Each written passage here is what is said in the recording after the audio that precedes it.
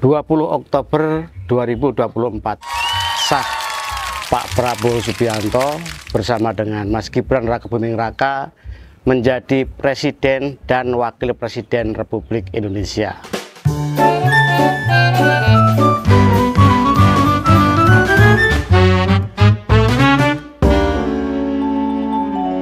Bismillahirrahmanirrahim. Demi Allah, saya bersumpah akan memenuhi kewajiban Presiden Republik Indonesia dengan sebaik-baiknya dan seadil-adilnya, memegang teguh Undang-Undang Dasar dan menjalankan segala undang-undang dan peraturannya dengan selurus-lurusnya, serta berbakti kepada nusa dan bangsa. Bismillahirrahmanirrahim. Demi Allah, saya bersumpah akan memenuhi kewajiban Wakil Presiden Republik Indonesia dengan sebaik-baiknya dan seadil-adilnya, memegang teguh Undang-Undang Dasar dan menjalankan segala undang-undang dan peraturannya dengan selurus-lurusnya, serta berbakti kepada nusa dan bangsa. Meskipun saya tidak menghadiri secara langsung pelantikan Pak Prabowo dengan Mas Gibran, tapi saya melihat di televisi, di akun channel YouTube, ini sangat luar biasa. Pak Prabowo Subianto mengenakan busana adat tradisional Nusantara, begitupun Mas Gibran, dan juga Pak Jokowi, Presiden sebelumnya, bersama Wakil Presiden sebelumnya juga, Kiai Haji Ma'ruf Amin. Dan ini adalah kali pertama Presiden Republik Indonesia dilantik mengenakan busana adat tradisional Nusantara. Dan Pak Prabowo dengan Mas Gibran ini dilantik mengenakan busana adat Betawi. Luar biasa. Saya ingin sedikit beropini tentang busana yang dipakai oleh Pak Prabowo dan Mas Gibran Rakebuming Raka, yaitu busana adat Betawi. Betawi ini adalah suku lokal daerah khusus ibu kota Jakarta atau Jakarta. Yang kita tahu bahwa Jakarta ini memiliki sejarah panjang tentang perjuangan Indonesia dan perjalanan negara kesatuan Republik Indonesia. Dari mulai dibacakan proklamasi hingga usia yang ke-79. Jakarta menjadi ibu kota negara. Meskipun pada saat perjuangan dulu, ibu kota pernah pindah ke Yogyakarta. Tetapi lebih dari 90% ibu kota negara kesatuan Republik Indonesia ini adalah Jakarta atau DKI Jakarta. Dan sebentar lagi, kalau Pak Prabowo Subianto ini benar-benar akan melanjutkan apa yang sudah dilakukan oleh Pak Jokowi, tentu saja Jakarta yang saat ini menjadi daerah khusus ibu kota akan berubah status dan ibu kota negara kesatuan Republik Indonesia ini berada di IKN, Kalimantan Timur.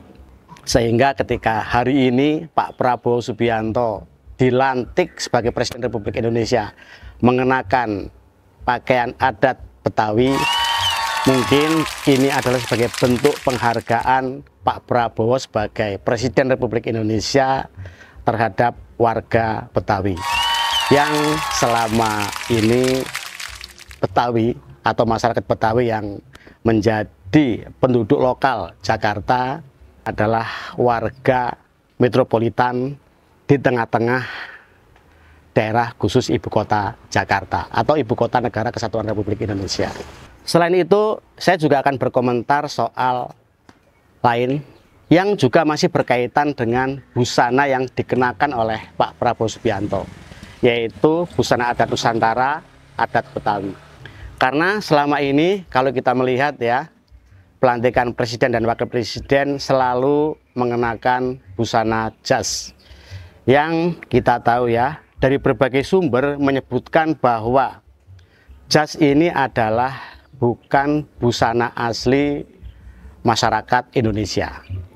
berbagai sumber menyebutkan bahwa asal muasal jas ini adalah Raja Charles II dari Inggris pada abad 17 yang menyederhanakan busana pria ini menjadi berbentuk jas. Itu berkembang di seantero Eropa, dan pada saat Belanda masuk ke Indonesia menjajah Indonesia, dan wilayah yang sekarang ini menjadi Negara Kesatuan Republik Indonesia menjadi bagian dari Hindia Belanda. Busana jas ini menjadi busana resmi pria pada saat itu, yang secara turun-temurun dipakai oleh orang-orang Indonesia pada acara-acara resmi, termasuk pada saat pelantikan presiden dan wakil presiden, pelantikan para pejabat, bahkan dalam pernikahan. Ini selalu ada busana jas. Dan ketika Pak Prabowo dilantik mengenakan adat busana Nusantara, yaitu adat busana Betawi, saya menilai Pak Prabowo mengawali menjadi Presiden Republik Indonesia dengan kenusantaraannya.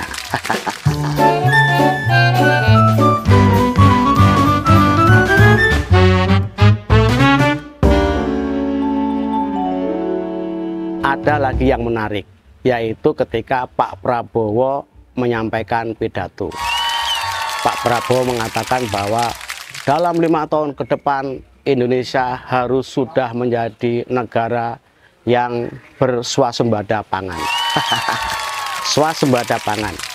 Kita jadi ingat pada masa Orde Baru ya, yang Indonesia ini mengalami swasembada pangan. Saya masih merasakan ya, karena meskipun orang tua saya seorang pegawai negeri sipil, tetapi untuk menambah perekonomian, orang tua saya itu bertani, sehingga saya tahu betul seperti apa program-program pemerintah kepada masyarakat, terutama pertanian pada saat itu, untuk mendongkrak swasembada pangan.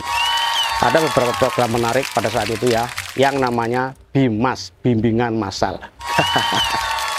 Program ini adalah program untuk meningkatkan produktivitas pertanian sebagai salah satu upaya untuk ketahanan pangan. Dan jika ini benar-benar dilakukan oleh Pak Prabowo Subianto, yaitu mewujudkan swasembada pangan, saya yakin Indonesia ini akan kembali menjadi negara yang ditakuti oleh dunia. Kita berharap apa yang disampaikan Pak Prabowo Subianto terkait swasembada pangan ini bisa terwujud dan Indonesia menjadi negara yang disegani oleh dunia. Keren ya.